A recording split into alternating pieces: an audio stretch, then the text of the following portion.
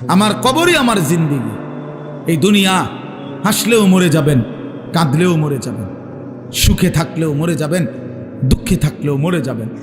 রাজপ্রাসাদের অট্টালিকায় যে থাকে সেও মরে যায়, জীর্ণ কুঠির কুড়ে ঘরে যে থাকে সেও মরে যায়। মরে না ভাইয়া? জীবনে যে কোনো দিন সুখ দেখে নাই তারও মৃত্যু হয়, জীবনে যে কোনো দিন দুঃখ দেখে নাই তারও মৃত্যু হয়। কাজে এক অনিবার্য সত্য, মৃত্যু এক চূড়ান্ত বাস্তবতা, এক চিরন্তন সত্য। এটাকে অস্বীকার করার কোনো সুযোগ নাই বাপ।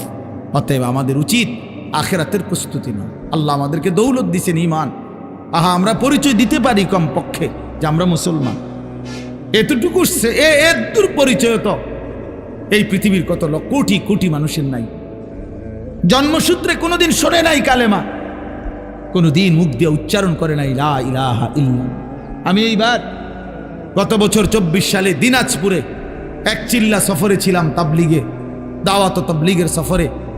ওই চিল্লার সফরে আমি একজন 72 বছর বয়স একজন হিন্দু চাচা, ওনার 2 ছেলে মুসলমান, কিন্তু ওই হিন্দু চাচাকে আমরা 3 জন আলেম কালেমার দাওয়াত দিছিলাম, ইসলামের দাওয়াত দিছিলাম। 2.5 ঘন্টা ওনারে আমি বুঝাইছিলাম। আমরা 3 জন কাঁদছি, চোখের পানি ফেলছি ওনার সামনে যে চাচা আপনি কালেমাটা পড়েন, আপনার ছেলেগুলো মুসলমান, ছেলের বউ মুসলমান হয়ে গেছে, নাতি নাতনিগুলো মুসলমান হয়ে গেছে, আপনার ঘরে ছেলের আল্লাহর কোরআন পড়ে, আপনি সেই অবস্থায় এখনো কেমনে রয়ে গেলেন? কতভাবে বললাম, কিন্তু এই চাচা একটা বারের জন্য উনি বলে না, আমি বলবো না। আমি কানসি পর্যন্ত মিয়া। তখন আমি আমার সাথীদের কাছে এসে বলছিলাম যে ভাই দেখো, আমার মতো তোমার মতো আল্লাহ কত বড় তৌফিক দিছে যে সেই ছোট্টবেলার 2 বছর বয়স থেকে 3 বছর বয়স থেকে আমরা আজীবন সারাটা বছর কত হাজারবার লক্ষবার আল্লাহ আমাদের জবান দিয়া কালেমা উচ্চারণের তৌফিক দিছে। আর এই 72 বছর বয়স্ক লোকটা জীবনে তার মালিকের নাম একটাবার বলতে পারে না। তার জীবনের কত বড় দুর্ভাগ্য ভাইয়া। আজকে তো বুঝতেছ না, নওজোয়ান তোমরা বুঝতেছ না, তোমরা মনে করছো এই নারী, ছবি, মোবাইল, এই মোটর সাইকেল, এই বন্ধুদের আড্ডা, এই রং তামাশা, কয়টা ভাত খাইলা আর ঘুম গেলা আর পেশাব পায়খানা করলা আর কতক্ষণ লজ্জাস্থানের চাহিদা, যৌন চাহিদা পূরণ করলা, যখন যা মন চায় নারী দেখলা, ছবি দেখলা, উলঙ্গ দৃশ্য দেখলা, জিনা করলা, ব্যভিচার করলা, মদ খাইলা, জুয়া খেললা, আর কিছুক্ষণ টাকা পয়সা রোজগার কইরা বাত মাছ চাল ডাল খাইয়া টাইয়া হুট্টা লাইলা, এরই নাম জীবন মিয়া? এরপরে আর কিছু নাই ভাই। তাইলে তো সেই জন্য প্রস্তুতি কোথায়? আমি প্রায় বলি যে এটাও যেমন 4 কালারের পৃষ্ঠা, এটা কি সুন্দর সাজাইছে ডিজাইন করে, কিন্তু এই পৃষ্ঠা তো একদম খালি। তা আল্লাহ তাআলা বলে, বান্দা মাটির উপরে তোমার ঘর কত সুন্দর করে সাজাইলা, মাটির নিচেও তো তোমার একটা ঘর আছে, সেই ঘরের নাম হচ্ছে কবর, সেইটাও তো তোমারই ঘর বান্দা, ওই ঘরটা এরকম খালি রাখলা কেন? তোমার মাটির উপরের ঘর যদি তুমি সাজাও তো তোমার মাটির নিচের ঘর কে সাজাবে? হ্যাঁ, আমার মাটির নিচের ঘর কে সাজাই দিবে? আমার কবর কে সাজাবে? আমি না সাজাইলে, আমি না সাজাইলে আমার মাটির উপরের ঘর তো আমি মরে গেলে আমার ছেলে বাকিটা কাজ করতে পারবে, আমার পুত মরে গেলে নাতি বাকিটা কাজ শেষ করতে পারবে। বাপে হয়তো বিটা বাইন্দা গেছে, পুতে আইয়া ঘর করছে, নাতি আইসা ফার্নিচার কইরা এখন ঘরের কাজ সব কমপ্লিট করছে। এমন হইতে পারে না? তো দুনিয়াতে এরকম হইতে পারে। কবর, আমার কবর আমি না সাজাইলে আমার পুতে সাজাই দিবে, আমার নাতি সাজাই দিবে। তাহলে বাবা, তাইলে ওইটা তো বেশি জরুরি, কারণ আমার কবর আমাকেই সাজাইতে হবে, আমার আখিরাত আমাকেই সাজাইতে হবে। এই জন্য আমরা প্রিয় যুবক ছেলেরা, তোমরা যারা এই সমাজের আছো, আমি তোমাদেরকে প্রয়োজনে আলাদা সময় দিতে রাজি আছি। তোমরা আমার মাদ্রাসায় আইসো, আমি দাওয়াত দিলাম তোমাদের। তোমরা এই সমাজের প্রত্যেকটা ছেলে প্রয়োজনে আলাদা, শুধু তোমরা যদি শুনতে চাও আমি তোমাদের আলাদা সময় দেবো, কোনো অসুবিধা নেই ইনশাআল্লাহ। আমি বললাম ইনশাআল্লাহ, আমি দাওয়াত দিলাম তোমাদের, কিন্তু তোমরা জিন্দেগি বদলাও, তোমরা জীবন বদলাও। তোমাদের অধিকাংশ ছেলের চুল সুন্দর না, এগুলা মুসলমানের চুল না বাবা, এগুলা মুসলমানের চুল না। তোমরা যারা নামাজ পড়ো না বাবা, এটা মুসলমানের পরিচয় না বাবা। কেন তুমি নামাজ পড়বা না? আল্লাহ তাআলা জিজ্ঞাসা করে, বান্দা এত বড় আসমান দিয়ে, এত বড় জমিন দিয়ে, এই সমস্ত মখলুকাত দিয়ে 24 ঘন্টা বান্দা আমি আল্লাহ তোমাকে লালন পালন করলাম, এত কিছু দিয়েও তোমার মনটা গলাইতে পারলাম না? সবাই এই হাতে ধরা যে মোবাইল, এগুলো নামান একজনও একদম নিষেধ করলাম স্পষ্ট, এই হাতে মোবাইল ধরে ভিডিও বা রেকর্ড করা যাবে না, স্পষ্ট নিষেধ করলাম। আমার এই কথাটা না শুনলে আমি উঠাই দেবো এখান, ভাইয়া আমার এনে বসা যাবে না, সাফ নিষেধ করলাম। এই যে স্ট্যান্ড ছাড়া যেগুলো হাতে হাতে ধরা, এটা পরিষ্কার নিষেধ। এই জন্য আমরা সবাই যার যার হাতের মোবাইল নামান বন্ধ করে পকেটে হেফাজত করে। মূলত আল্লাহর কথা কম হোক বেশি হোক মনোযোগ দিয়ে শুনতে হয়, এটা আদব, আল্লাহর কথার হুকুম এটা। কোরআনুল কারীমে আল্লাহ তাআলা বলছেন এটা, ওয়া ইযা কুরিআল কুরআনু ফাসতামিউ লাহু ওয়া আনসিতু লাআল্লাকুম তুরহামুন। আল্লাহ তাআলা বলেন, যখন তোমাদের সামনে কোরআন পড়া হয় তখন তোমাদের দুইটা কাজ, এক মনোযোগ দিয়ে কান লাগিয়ে শোনো, ওয়া আনসিতু এবং চুপ থাকো, লাআল্লাকুম তুরহামুন। আল্লাহ তাআলা বলেন, তাহলে অবশ্যই তোমাদের উপরে রহমত বর্ষিত হবে। তাহলে 1 নাম্বার হলো মনোযোগ দিয়ে কান লাগিয়ে শোনা, 2 নাম্বার হলো চুপ থাকা। তাহলে মনোযোগ হয় না মোবাইল হাতে থাকলে। কেন মনোযোগ হয় না? বারবার এই মোবাইলের দিকে নজর যায়। তো বারবারই যদি মোবাইলের দিকে নজর যায়, ওইটার কথা মনে পড়ে, মোবাইলেই ঠিকমতো উঠাইবার ফিকির থাকে, তো নিজের কলিজায় কথা ঢোকে না। তাহলে এখন আমার মোবাইলে তো ঠিক আছে ওয়াজ উঠছে, এবং মোবাইলে তো আরো হাজার হাজার লক্ষ লক্ষ ওয়াজ আছে, কিন্তু আমার নিজের জীবনে, আমার ব্যক্তিগত জীবনের মধ্যে কি হলো সেটা তো দেখার বিষয়। তো এখন আমার মোবাইলে 10,000 ওয়াজ আছে কারো, তো এতে কবরের আযাব মাপ, এতে আখেরাত মাপ হয়ে যাবে? এই জন্য এটা কোনো, বরং মনোযোগ দাও। যে যারা বুট খাইতেছেন, বাদাম খাইতেছেন, এটাও থামান, বুট বাদামও খাবেন। আল্লাহর কথা কমই শুনুন, 5 মিনিট শুনলেও কোনো অসুবিধা নেই, 1 মিনিটে শুনুন, কিন্তু দিল দিয়ে শুনতে হবে, আন্তরিকতা। বুটও খাবেন, ওয়াজও শুনবেন, ফায়দা আসবে না। বাদাম খাবেন, ওয়াজ শুনবেন, তো লাভ হবে না, উপকার আসবে না। মোবাইল টিপবেন, ওয়াজও শুনবেন, তো লাভ আসবে না। একটা জিনিস মনে রাখতে হবে, একটা ছোট মাহফিল হোক আর বড় মাহফিল হোক, প্রতিটা আয়োজনের পিছনে অনেক কষ্ট, মেহনত, অনেক আবেগ, অনেক অনুভূতি, অনেক কিছু মিলাইয়াই একটা মাহফিল। এই poster, handbill, mic, generator, pandal, shamiana, light, এরপরে বক্তা দাওয়াত দেওয়া, ওনাদেরকে ঠিকমতো আনা, মানুষের বসার জন্য জায়গা করা, মেহমানদারি করা, ইত্যাদি ইত্যাদি মিলায়া অনেক কাজ।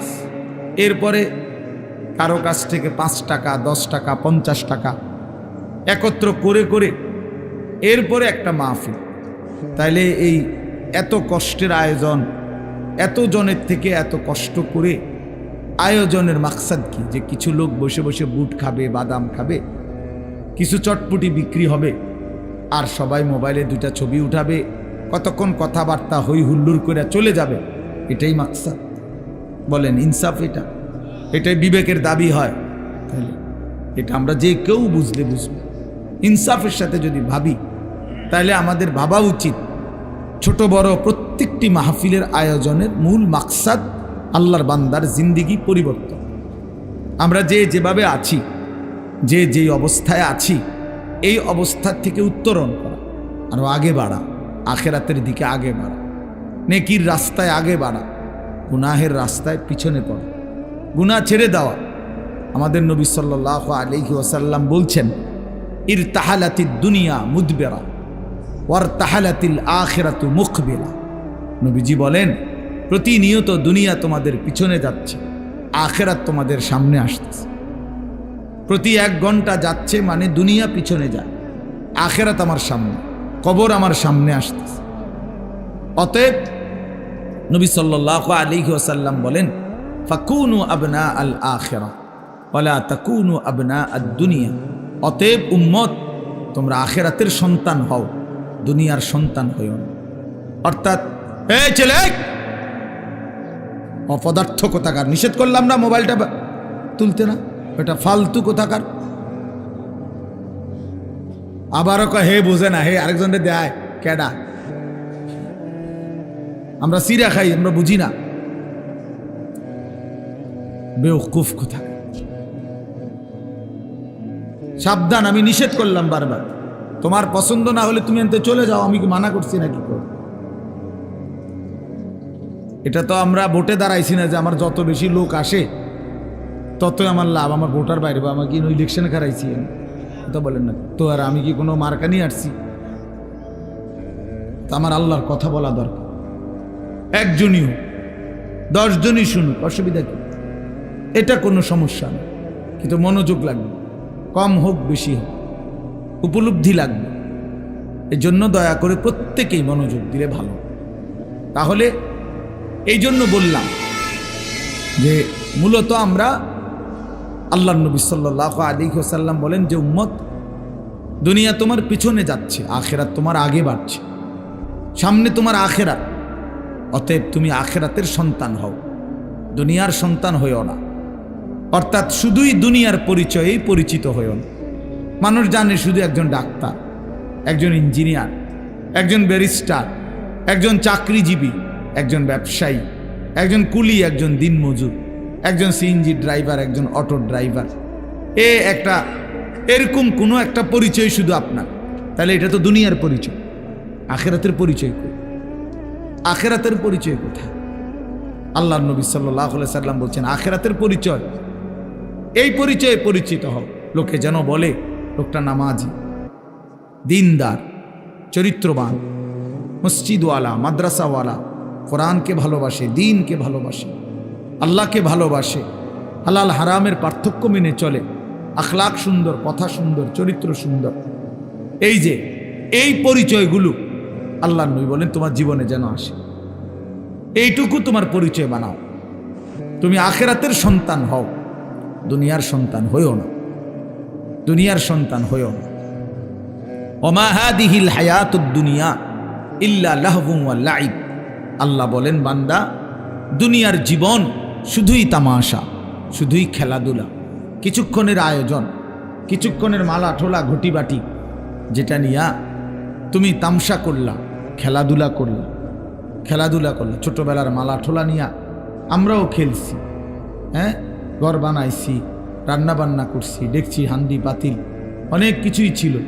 একটু পরে সন্ধ্যা হইছে অথবা মা ডাক দিছে তো সব নিজের হাতে ভাঙ্গা ফেলাইয়া দৌড় দিয়া মায়ের কোলে চলে গেছি। তার মানে রব্বুল আলামিন বলে দুনিয়া মালা ঠোলা, দুনিয়া খেলনা বান্দা, খেলাধুলা, তামাশা। ওয়া ইন্নাদ দারাল আখিরাতা লাহিয়াল হায়াওয়ান। নিশ্চয়ই আখিরাত, পরকাল, জান্নাত, সেটাই কেবল জীবন, সেটাই বেঁচে থাকা। বাঁচার সার্থকতা আখিরাত, জীবনের সার্থকতা আখিরাত। প্রিয় ভাই, তোমরা যারা এই সমাজের মানুষ, আমি ব্যক্তিগতভাবে এই মাহফিলকে আলাদা গুরুত্ব দিই। আমি প্রথম যখন, আরো বহু আগে, সর্বপ্রথম যখন এই নওজোয়ান, আগে কারা ছিল আমার তো নাম মনে নাই, আমির সাহেবের কথা মনে আছে, তো এই তখনই আমি এই মাহফিল যখন রাস্তার পাশে উঁচা জায়গায় হয়েছিল প্রথমবার, তখনই আমি আসছিলাম এবং আমি নিজে তখন আন্তরিকভাবে এই মাহফিলের জন্য খোঁজখবর নিয়েছিলাম। আরও একবারও আমি মাহফিলে 2 জন বা 3 জন ছেলেকে পাগড়ি দিছিলাম, আমার মনে হয় পরে আরেকবার। আজকেও আলহামদুলিল্লাহ আপনাদের 4টা ছেলে পাগড়ি নিল। এটা আশ্চর্য, আশ্চর্য।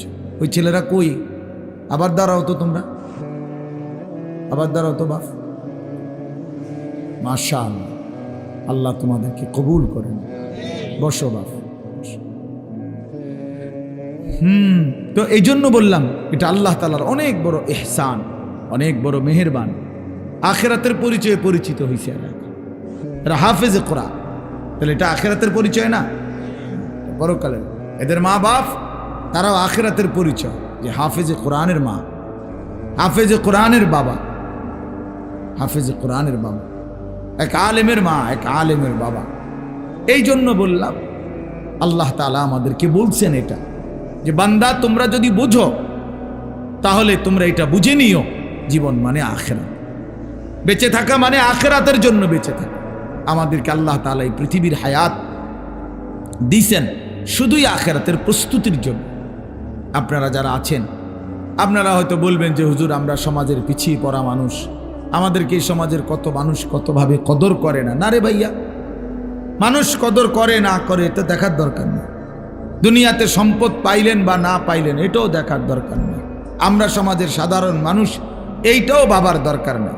আখিরাতে আমার শায়েখ আল্লামা মুফতি মুশতাকুর নবী সাহেব হুজুর সব সময় বলে যে দুনিয়ার জীবনে ছিল তো ফকির মিসকিন, কিন্তু আল্লাহকে রাজি খুশি করছে, আল্লাহকে রাজি খুশি করছে, আল্লাহর ইবাদত করে গেছে, তো চোখটা বন্ধ হলেই সে বাদশাহ, সে বাদশাহ, সে বাদশাহ।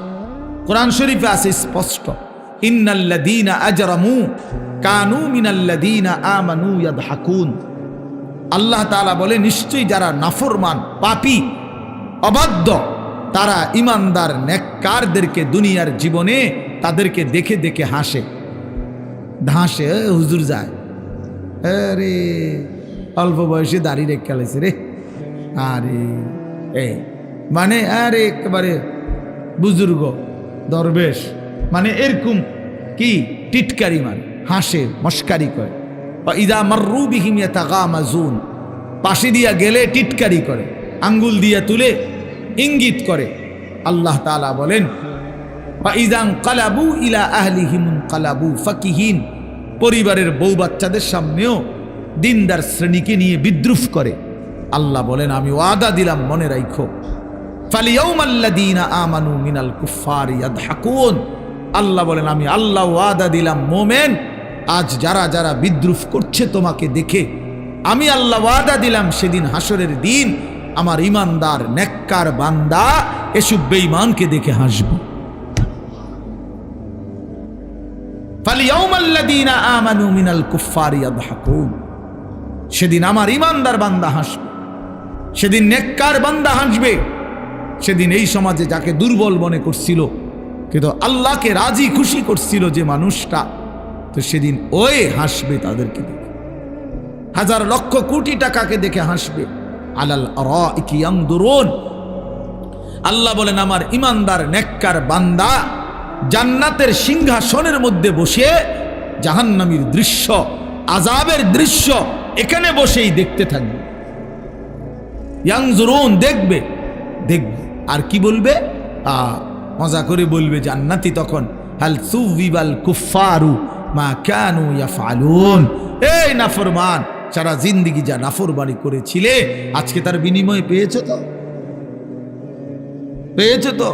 আরো দেখো নারী, আরো দেখো ছবি, আরো দেখো উলঙ্গ দৃশ্য, আরো জিনা ব্যভিচার দেখো, করো, মদ খাও, জুয়া খেলো, সুদ খাও, ঘুষ খাও।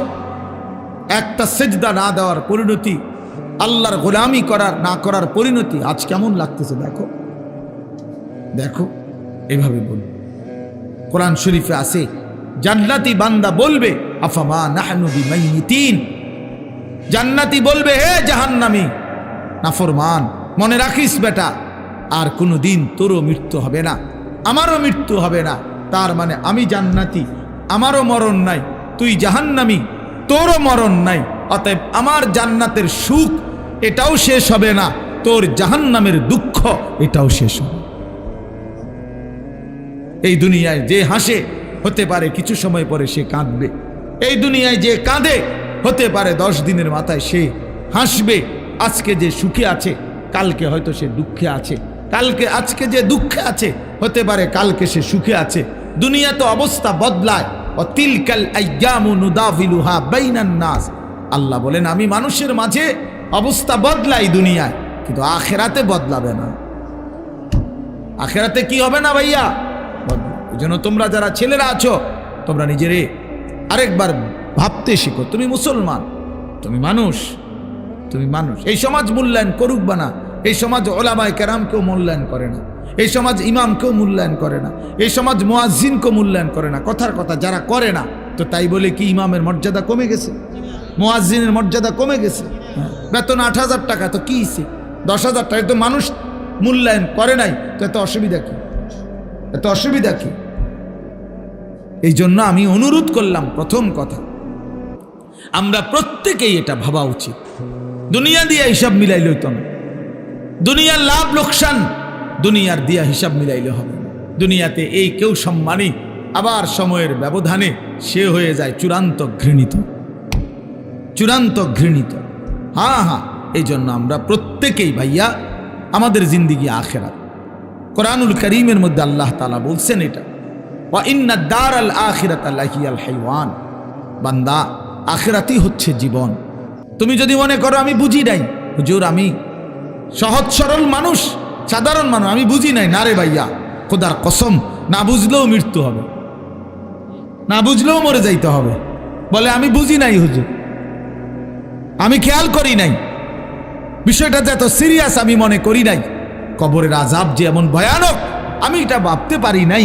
এত কথা বললে, সুপণ্ডিতি কথা বললে মৃত্যু কি থামানো যাবে? কবরের আযাব কি বন্ধ হয়ে যাবে? না না না না। পুলিশ যদি কোনো মামলা দেয়, তো যদি আমি যদি বলি যে না আমি জানি না এই মামলা, এটা একটা অপরাধ, হ্যাঁ, তো পুলিশ কি বলে, যেহেতু আপনি জানেন না এই জন্য আপনাদের ছেড়ে দিলাম। কথা বলেন না কেন? সে কি বলে? সে বলে আপনি জানেন না কেন সেটা আপনার বিষয়, কিন্তু আমার রাষ্ট্রের আইন এটা, এটা আমাকে কি করতে হবে? প্রয়োগ করতে হবে। এই জন্য বাপ, আমরা প্রত্যেকেই, আমি সবার কাছে অনুরোধ করি, সবাই ভাবতে শিখো, ভাবতে শিখেন, ভাবতে শিখেন। আজকে অনেক ছেলে পেলে, আমরা ছেলে পেলে, তোমাদের কারো ভিতরে সামান্যতম পূর্বাপর আগ পিছ কোনো ভাবনা নাই। বাপ, তুমি আসছো কোত্থেকে? কে তোমাকে বানাইলো? কেন তোমাকে বানাইলো? তুমি কেন আসলা পৃথিবীতে? যিনি সৃষ্টি করলেন তোমাকে, তিনি কি এই চাচ্ছিলেন তোমার কাছে? তিনি যা চাচ্ছেন তুমি তা করছো না কেন? তুমি যা করছো তিনি তো তা চাচ্ছেন না। আল্লাহ তাআলা আমাদেরকে সৃষ্টি করেছেন প্রতি 1 মাসে 1.5 মাসে চুলের এক একটা ডিজাইন বদলাবার জন্য। এই জন্যই তো আল্লাহ মুসলমান বানাইছেন আমাদেরকে, না কি? এজন্যই তাইলে আমরা বারবার শুধু ভোগ বিলাসিতা, আমরা নারী ছবি, অশ্লীল দৃশ্য, গান বাদ্যা, নাচ গান, বেহায়া বেপর্দার এই জিন্দিগি পালন করব। আমাদের মেয়েরা পর্দা করবে না, আমাদের বিবিরা পর্দা করবে না, আমাদের ছেলেরা কোনো দিন নামাজ পড়বে না, আমাদের বাবারা বিড়ি সিগারেট খাবে, আমাদের বাবারা চা দোকানে আড্ডা দিবে, কথায় কথায় গালিগালাজ করবে, ওজনে কম দিবে, মিথ্যা বলবে, হারাম রোজগার করবে। এই জন্য আমাদের পৃথিবীতে আসা, আমরা এই জন্যই মুসলমান। তাইলে তাইলে এটা কে ভাববে? বাবা, ইসলাম তাইলে কার জন্য? কোরআন তাইলে কার জন্য নাজিল হইল? কেউ যদি আমরা কোরআন পালন না করি, না মানি, তো আল্লাহর কোরআন কার জন্য নাজিল হইল? নবী সাল্লাল্লাহু আলাইহি সাল্লামকে যদি আমাদেরও পছন্দ না হয়, তাহলে নবীজি কার জন্য আসলেন? কার জন্য তিনি রক্ত জড়াইলেন? কার জন্য তিনি তায়েফে রক্ত জড়ালেন? কার জন্য তিনি পেটে 2টা পাথর বাঁধলেন ক্ষুধার কষ্টে? কার জন্য তিনি 30 পারা কোরআন গ্রহণ করলেন মহান আল্লাহ পাকের কাছ থেকে? আমাদের জন্য, আমার জন্য, আমার জন্য। এই জন্য নওজোয়ান কিশোর ভাই, তোমার কাছে যদি 1 ওয়াক্ত নামাজ পছন্দই না হয়, তো তুমি মুসলমান হইলে কেন? কোনোদিন তোমরা যারা ফজরের নামাজ পড়ো না, প্রিয় ভাই আমার, তুমি মুসলমান হইলা কিভাবে? তোমার মা কিভাবে মুসলমান? তুমি মুসলমানের সন্তান কিভাবে হইলা? কোন যুক্তিতে? যে জীবনে আল্লাহকেই চিনে না, সৃষ্টিকর্তাকেই চিনে না, বানানেওয়ালাকেই চিনে না। আল্লাহ তাআলা কোরআনুল কারীমে বলছেন, বান্দা আমি 23 বছর কোরআন নাজিল করেছি, 30 পারা কোরআন নাজিল করেছি। আমি আল্লাহ 23 বছর একটানা বললাম, এক আল্লাহ বলছেন 23 বছর কোরআন নাজিল করছেন। আল্লাহ বলবেন বান্দা ফাবিআইয়ি হাদিসিম বাদাহু ইউমিনুন, তাহলে বলো বান্দা আমি আর কতবার বললে, আর কিভাবে বললে, আর কতবার বললে এই কোরআনের চাইতে দামি আর কোন কিতাব নাজিল করিলে তুমি আমি আল্লাহর কথা মেনে নিতা? তুমি বলো, বলো ভাইয়া। যিনি এত বড় আসমান দিয়েছেন, যিনি এত বড় জমিন দিয়েছেন, যিনি এই গোটা কায়নাত দিয়ে, গোটা সৃষ্টি জগৎ দিয়ে আমাকে লালন পালন করছেন, আমার প্রতিটা নিঃশ্বাস যিনি দিচ্ছেন, আমার প্রতিটা নড়া চড়ার ক্ষমতা যিনি দিচ্ছেন, আমার খাবারের প্রতিটা লোকমা যিনি দিচ্ছেন, আমার পানির প্রতি ফোঁটা যিনি দিচ্ছেন, তাকে একটাও সেজদা করবা না?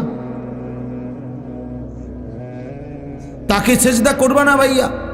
আহা, তো কিসের মুসলমান হইল, কিসের মানুষ হইলা?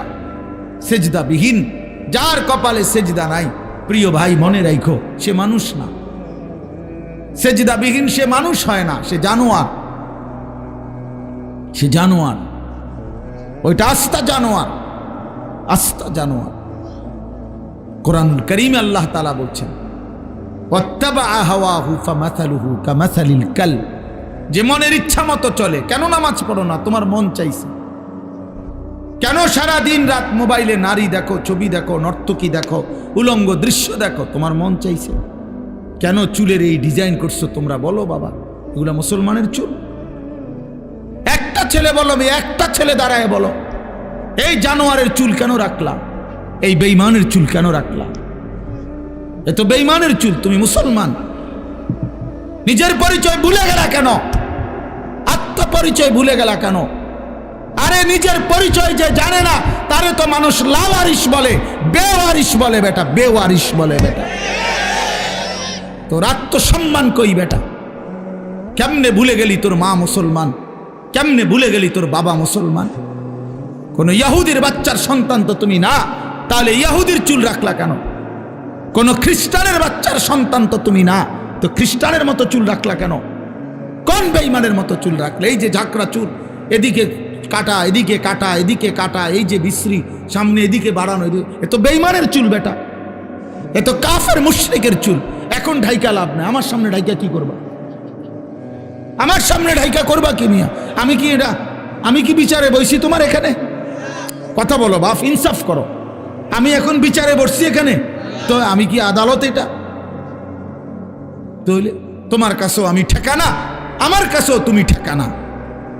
আমরা প্রত্যেকে আলাদা, যার যার পথে যার যে আসছি, যার যার পথে যার যে চলে যাব। কিন্তু আখেরাত মহান আল্লাহ পাকের সামনে, আল্লাহ পাকের সামনে কি হবে আমাদের? তাকে কিভাবে বলবেন? তিনি জিজ্ঞেস করবে না বান্দা 24 ঘন্টা লালন পালন করে আমি কোনোদিন ফজরের নামাজের সেজদা পাবো না? সারা রাত ঘুম পাড়াইও, আল্লাহ জিজ্ঞেস করবে না? তাহলে বলেন আপনার। তো এই জন্য বলতেছিলাম, মনের ইচ্ছা মতো যে চলে, মনের ইচ্ছা মতো যে চলে, বিশ্বাস করেন আল্লাহ পাক তাকে বলছেন ফামাসালুহু কামাসালিল কালব, নিজের মনে যা চায় তাই যে করে, তাই অনুসরণ করে। আমার মনে যা চায় তা। কিসের আল্লাহ, কিসের রাসূল, কিসের ধর্ম, কিসের কোরআন? বাদ দাও এগুলো। আমার মনে যখন যা চায় আমি তাই করি, তাই করব। আল্লাহর কসম, আল্লাহ তাআলা বলেন ওই ব্যক্তির উদাহরণ হলো কামাসালিল কালব, কুত্তার মতো। খোদার কসম, আল্লাহ কোরআনে বলছে ওই মানুষের জীবন কুত্তার জীবন, কুত্তার জীবন, কুত্তার জীবন, কুকুরের মতোই জিন্দেগি।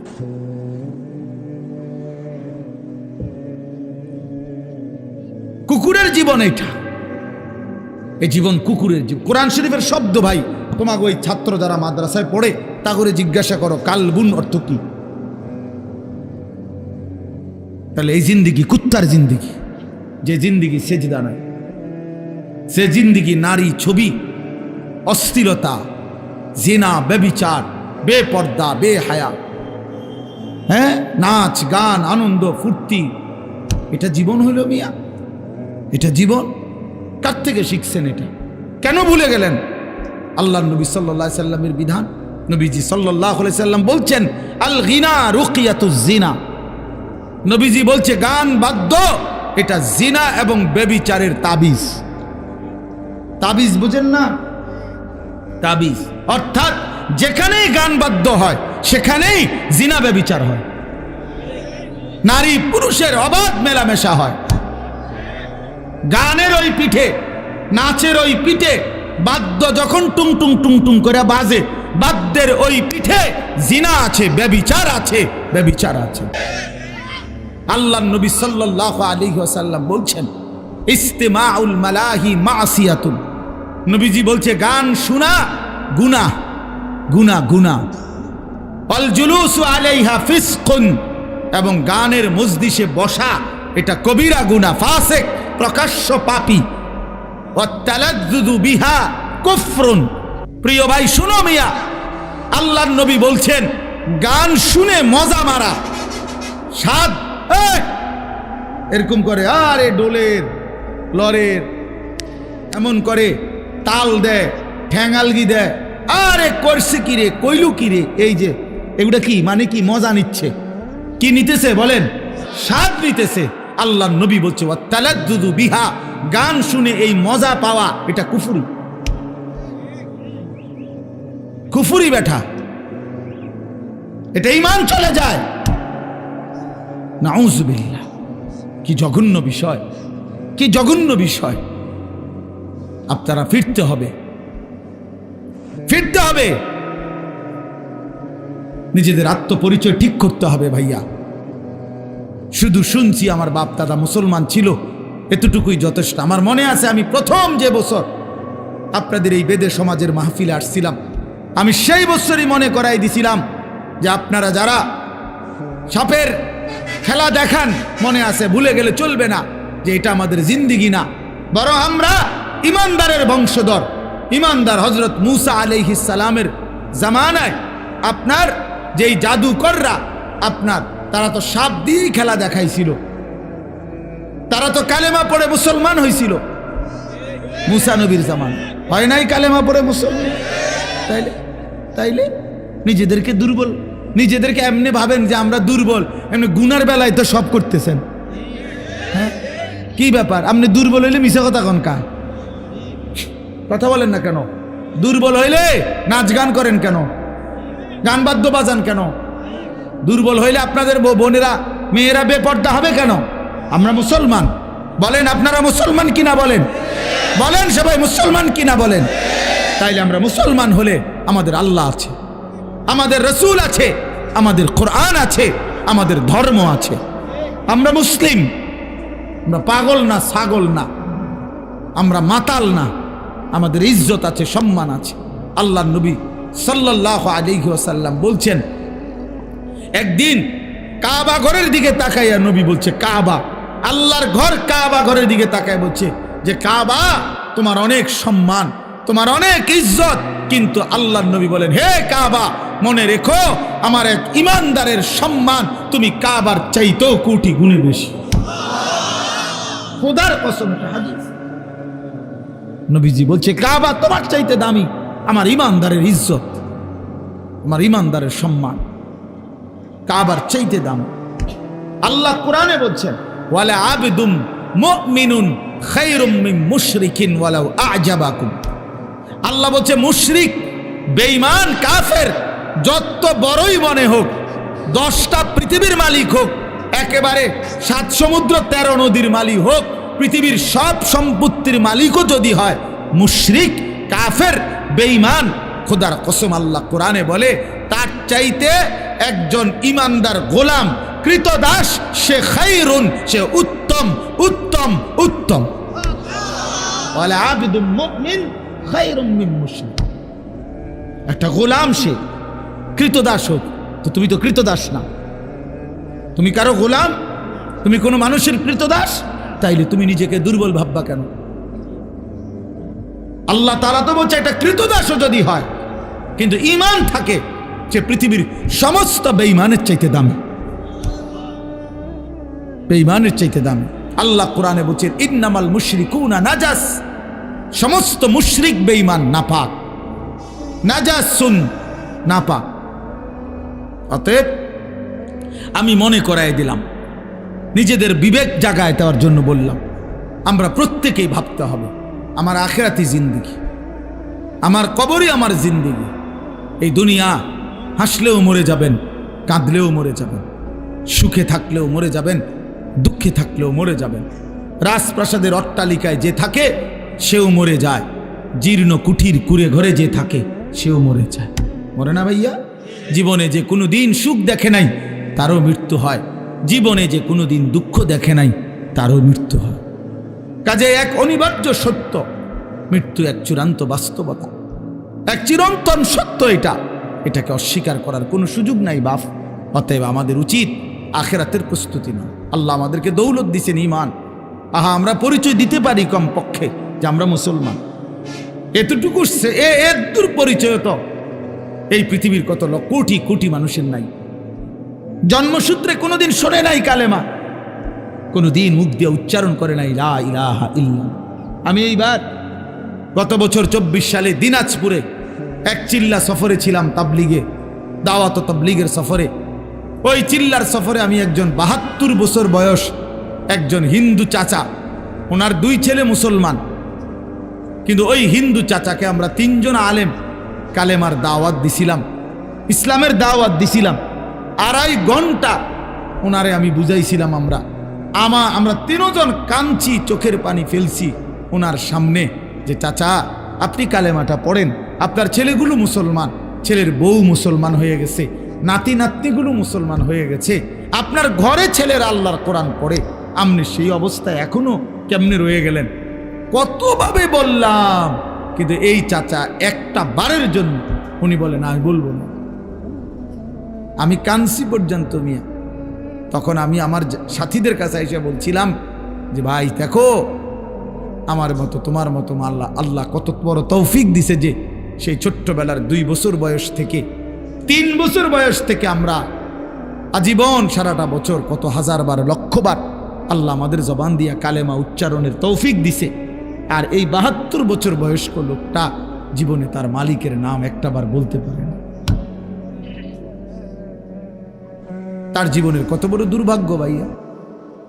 আজকে তো বুঝতেছ না, নওজোয়ান তোমরা বুঝতেছ না, তোমরা মনে করছো এই নারী, ছবি, মোবাইল, এই মোটর সাইকেল, এই বন্ধুদের আড্ডা, এই রং তামাশা, কয়টা ভাত খাইলা আর ঘুম গেলা, আর পেশাব পায়খানা করলা, আর কতক্ষণ লজ্জাস্থানের চাহিদা, যৌন চাহিদা পূরণ করলা, যখন যা মন চায় নারী দেখলা, ছবি দেখলা, উলঙ্গ দৃশ্য দেখলা, জিনা করলা, ব্যভিচার করলা, মদ খাইলা, জুয়া খেললা, আর কিছুক্ষণ টাকা পয়সা রোজগার কইরা বাত মাছ চাল ডাল খাইয়া টাইয়া হুট্টা লাইলা, এরই নাম জীবন মিয়া? এরপরে আর কিছু নাই ভাই। তাইলে তো সেই জন্য প্রস্তুতি কোথায়? আমি প্রায় বলি যে এটাও যেমন 4 কালারের পৃষ্ঠা, এটা কি সুন্দর সাজাইছে ডিজাইন করে, কিন্তু এই পৃষ্ঠা তো একদম খালি। তা আল্লাহ তাআলা বলে, বান্দা মাটির উপরে তোমার ঘর কত সুন্দর করে সাজাইলা, মাটির নিচেও তো তোমার একটা ঘর আছে, সেই ঘরের নাম হচ্ছে কবর, সেটাও তো তোমারই ঘর বান্দা, ওই ঘরটা এরকম খালি রাখলা কেন? তোমার মাটির উপরের ঘর যদি তুমি সাজাও, তো তোমার মাটির নিচের ঘর কে সাজাবে? হ্যাঁ, আমার মাটির নিচের ঘর কে সাজাই দিবে? আমার কবর কে সাজাবে? আমি না সাজাইলে, আমার মাটির উপরের ঘর তো আমি মরে গেলে আমার ছেলে বাকিটা কাজ করতে পারবে, আমার পুত মরে গেলে নাতি বাকিটা কাজ শেষ করতে পারবে। বাপে হয়তো বিটা বাইন্দা গেছে, পুতে আইয়া ঘর করছে, নাতি আইসা ফার্নিচার কইরা এখন ঘরের কাজ সব কমপ্লিট করছে। এমন হইতে পারে না? তো দুনিয়াতে এরম হইতে পারে। কবর, আমার কবর আমি না সাজাইলে আমার পুতে সাজাই দিবে, আমার নাতি সাজাই দিবে। তাহলে বাবা, তাহলে ওইটা তো বেশি জরুরি, কারণ আমার কবর আমাকেই সাজাইতে হবে, আমার আখিরাত আমাকেই সাজাইতে হবে। এই জন্য আমরা প্রিয় যুবক ছেলেরা, তোমরা যারা এই সমাজের আছো, আমি তোমাদেরকে প্রয়োজনে আলাদা সময় দিতে রাজি আছি। তোমরা আমার মাদ্রাসায় আইসো, আমি দাওয়াত দিলাম তোমাদের। তোমরা এই সমাজের প্রত্যেকটা ছেলে প্রয়োজনে আলাদা, শুধু তোমরা যদি শুনতে চাও আমি তোমাদের আলাদা সময় দেবো, কোনো অসুবিধা নেই ইনশাআল্লাহ। আমি বললাম ইনশাআল্লাহ, আমি দাওয়াত দিলাম তোমাদের। কিন্তু তোমরা জিন্দিগি বদলাও, তোমরা জীবন বদলাও। তোমাদের অধিকাংশ ছেলের চুল সুন্দর না, এগুলা মুসলমানের চুল না বাবা, এগুলা মুসলমানের চুল না। তোমরা যারা নামাজ পড়ো না বাবা, এটা মুসলমানের পরিচয় না বাবা। কেন তুমি নামাজ পড়বা না? আল্লাহ তাআলা জিজ্ঞাসা করে, বান্দা এত বড় আসমান দিয়ে, এত বড় জমিন দিয়ে, এই সমস্ত মখলুকাত দিয়ে 24 ঘন্টা বান্দা আমি আল্লাহ তোমাকে লালন পালন করলাম, এত কিছু দিয়েও তোমার মনটা গলাইতে পারলাম না? হ্যাঁ, আল্লাহ জিজ্ঞাসা করে, বান্দা আমি এত কিছুর বিনিময়ে তোমার কাছ থেকে একটা সেজদা পাইলাম না, কেমনে পারলাম? ওয়াসসামাআ বানাইনাহা বিআইদিন ওয়া ইন্না লামুসিউন। আল্লাহ বলেন, আসমান আমি আল্লাহই বিস্তীর্ণ করেছি নিজ কুদরতি হাতে। ওয়াল আরদা ফারাশনাহা ফানি'মাল মাহিদুন। রব্বুল আলামিন বলে, জমিন আমি আল্লাহই বিছানা করে দিয়েছি, আমি করেছি, দেখো না কেমন সুন্দর বিছানা। এতটা শক্ত ভারী বানাই নাই, পাথরের মতো শক্ত যদি বানাইতাম ফসল উঠতো কেমনে? আবার এতটা নরম বানাই নাই, একদম নরম বানাইলে বসতা কেমনে, নড়াচড়া করত। এজন্য আল্লাহ বলেন, বিছানা যেমনে আরামদায়ক, ঠিক আমি আল্লাহ তোমার জমিনকে এইভাবে বিছানার মতো বানিয়ে দিয়েছি, আসমান ছড়িয়ে দিয়েছি। অমিন কুল্লি শাইইন খালাকনা যাওজাইনি লাআল্লাকুম তাযাক্কারুন। আল্লাহ বলেন, সব কিছু আমি রব্বুল আলামিন জোড়ায় জোড়ায় সৃষ্টি করেছি। তাইলে তিনটা জিনিস বলছে, আসমান আমি বিস্তীর্ণ করেছি, জমিন আমি বিছানার মতো বিছিয়েছি, সব কিছু জোড়ায় জোড়ায় আমি সৃষ্টি করেছি। কেন? লাআল্লাকুম তাযাক্কারুন, আমার সৃষ্টি দেখে যেন তুমি উপদেশ গ্রহণ করতে পারো, যেন উপদেশ গ্রহণ করতে পারো। ফাফিরু ইলাল্লাহ, অতএব বান্দা আমি আল্লাহর দিকে ফিরো, আল্লাহর দিকে ফিরো, আল্লাহর দিকে ফিরো, আল্লাহর দিকে ফিরো, আল্লাহর দিকে। আল্লাহ ডাক দিস, ফাফিরু ইলাল্লাহ, এই বান্দা অন্য দিকে যাইও না, শয়তান তোমারে জাহান্নামে ফেলে দিবে, নফসের ধোঁকা, মনের চাহিদা তোমারে জাহান্নামে ফেলে দিবে, অসৎ বন্ধু তোমারে জাহান্নামে ফেলে দিবে, সিনেমার নর্তকী তোমারে জাহান্নামে ফেলে দিবে, মোবাইলের উলঙ্গ নারী তোমারে জাহান্নামে ফেলে দিবে, অসৎ বন্ধুর খপ্পরে পড়ে তুমি বরবাদ হয়ে যাইবা। ওই দিকে যাইও না বান্দা, আমি আল্লাহর দিকে ফিরো, আমি তোমার দুনিয়াও পূরণ করে দেব, আমি তোমার আখিরাতও পূরণ করে দেব। দুনিয়া আমি খাওয়াই বান্দা, তোমার বাপে না, তোমার মায়ে না, আমি আল্লাহ, আমি আল্লাহ। বাপে খাওয়ায় না, যার বাপ মরে যায় সেও তো খায় না, তো সে কেমনে খায়? এতিম সন্তান খায় না, এতিম সন্তান বড় হয় না, তাহলে তাহলে বলেন। এই জন্য দয়া করে আমি আমার এতগুলো কথা, এই কথার সবগুলো কথার মূল অর্থ এই কথায়, আমি এই কয়দিন, আজকে প্রায় 15-20 দিন যাবত, আমাদের আর সময়ও নাই রমজানের আগে, আগামী সোমবার আমার উমরার ফ্লাইট, ইনশাআল্লাহ আমি আল্লাহর ঘর জিয়ারতে চলে যাব। এই কয়দিন টানাই কথা বলে যাচ্ছি, বারবার প্রত্যেকটা মাহফিলে এই এক কথাই বলে যাচ্ছি যে ভাইয়া আমরা মুসলমান বাবা, আমাদের জিন্দিগি আখেরাত, আমাদের জিন্দিগি কি? আখেরাত। আমাদের এই দুনিয়ার বেঁচে থাকা আখেরাতের জন্য, আখেরাতের জন্য, আখেরাতের জন্য। অতএব আমাদের কর্তব্য হলো আখেরাতের ফিকিরকে সামনে রেখে, পরকালকে সামনে রেখে আমাদের জীবন সাজানো। জীবন সাজাইবার একটা টাইম, একটা সুযোগ মাহে রমজান আমাদের সামনে। আর কয়টা দিন মাত্র, একদম দেখা যায় রমজান, রমজানের গ্রাণ শোনা যায়। সারা পৃথিবীর ইমানদার এখন অপেক্ষা করতেছে রমজান মাসের জন্য, রমজান মাসের জন্য। রমজান পরিবর্তনের মাস, রমজান জিন্দিগি সাজানোর মাস, রমজান আখিরাতের মাস, রমজান জান্নাত অর্জনের মাস, রমজান জাহান্নাম থেকে মুক্তির মাস, নিজেকে সাজাইবার মাস। এই জন্য প্রিয় কিশোর, প্রিয় নওজোয়ান, তুমি ফিরে আসো, নষ্ট হইও না বাপ। কার খপ্পরে পড়ে নষ্ট হইলা? ইহুদি তোমারে পছন্দ করে না, তুমি কেন তার মতো সাজলে? যে তোমারে ভালোবাসে না, যে তোমার ভাই ফিলিস্তিনে ইমানদারকে প্রতিনিয়ত শহীদ করছে, রক্ত ঝরাচ্ছে, তুমি কেন ওই বেঈমানের মতো সাজলা? বেঈমান, তোমার এতটুকু বিবেক নাই? এই লোকটা আমার পছন্দই করে না, আমি কিনতাম তার পিছে আড়ি আড়া, এ আমার ভালোই বাসে না, আমি বুঝি যে এ আমার দেখতে পারে না, এ সারাক্ষণ আমার বিরোধিতা করে, আমার শত্রুতা কামনা করে, আমার ধ্বংস কামনা করে, আমার লাশ কামনা করে, আমার রক্ত কামনা করে, আমারে নিশ্চিহ্ন করে দিতে চায় পৃথিবীতে। আমাদেরকে মুসলমানদেরকে এই ইহুদির কুত্তারা, খ্রিস্টান বেঈমানরা, তাহলে আমরা তাদের মতো হব কেন? বলো মিয়া। নবী সাল্লাল্লাহু আলাইহি ওয়াসাল্লাম তো বলছেন, ফারকু মা বাইনানা ওয়া বাইনাল কুফরি আস-সালাহ। নবীজি বলছে ঈমানদার আর বেঈমানের মাঝে পার্থক্য নামাজ। কি বলেন না? সবাই বলেন কি? এজন্য প্রিয় ভাই, নামাজ পড়েন। বাবা নামাজ পড়েন, নিজেদের মেয়েদেরকে বলেন, নিজেদের স্ত্রীদেরকে বলেন, নিজেদের বোনদেরকে বলেন, নিজেদের মাদেরকে বলেন, এই মহিলাদেরকে বলেন নামাজ পড়তে, পর্দা করতে বলেন, পর্দা করতে বলেন।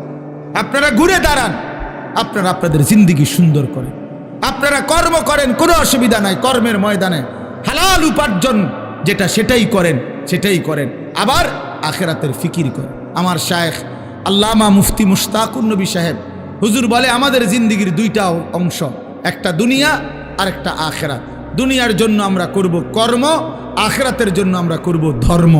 কর্ম এবং ধর্ম এই দুইটা যার জীবনে মিলবে, তার দুনিয়াও সুন্দর, আখিরাতও সুন্দর। দুনিয়াতে কেউ কর্ম করলে, হালাল রোজগারের চেষ্টা করলে সে ঠকে না, সে অভাবেও পড়ে না, মেহনতের কারণে আল্লাহ বরকত দেয়। আবার ধর্ম পালন করলে আখিরাতের জান্নাত মিলে যায়। এই জন্য ইনশাআল্লাহ আমরা এবারের রমজানকে টার্গেট করে, রমজানকে সামনে রেখে আমরা প্রত্যেকে ঘুরে দাঁড়াই।